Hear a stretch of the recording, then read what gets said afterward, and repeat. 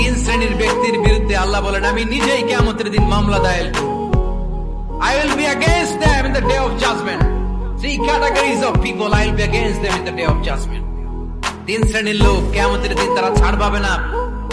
আল্লাহ বলেন আমি নিজেই তাদের বিরুদ্ধে মামলা দায়ের করব। এর মধ্যে এক শ্রেণীর লোক হচ্ছে রাজুলুন ইস্তাআজারা জিরান ফাস্তাওফা মিনহু ওয়া লাম ইয়াতি আজরা। একজন শ্রমিক ভাড়া করে তার কাছ থেকে কাজ নিয়েছে কিন্তু তার পারিশ্রমিক আদায় করে নাই। এরকম আছে না নাই?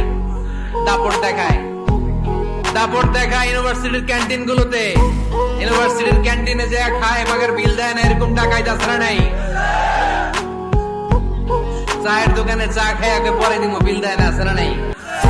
দোকানে যে পণ্য কিনে বিল দেয় না, পরে দিব, আছে না নাই? কিয়ামতের দিন আল্লাহ তোরে মাস্তানি ছুটাবে, চিল্লা এখন ঠিক কিনা?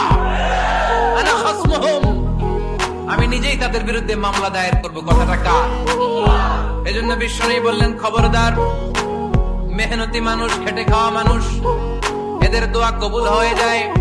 আতুল আজিরা আজরাহু ক্বাবলা আন ইয়াজিফা আরাকুহু। খবরদার, বিশ্বনবী বললেন শ্রমিকের ঘাম শুকিয়ে যাওয়ার আগে তাদের পারিশ্রমিক মিটিয়ে দাও। বিশ্বনবীর বিখ্যাত হাদিস, আতুল আজিরা আজরাহু ক্বাবলা আন ইয়াজিফা আরাকুহু। শ্রমিকের ঘাম মাটিতে লাগার আগে, শুকিয়ে যাওয়ার আগে তাদের পারিশ্রমিক মিটিয়ে দাও। কেননা তারা যদি বদদোয়া করে তোমার জীবনকে জাহান্নাম বানিয়ে দিবে কে?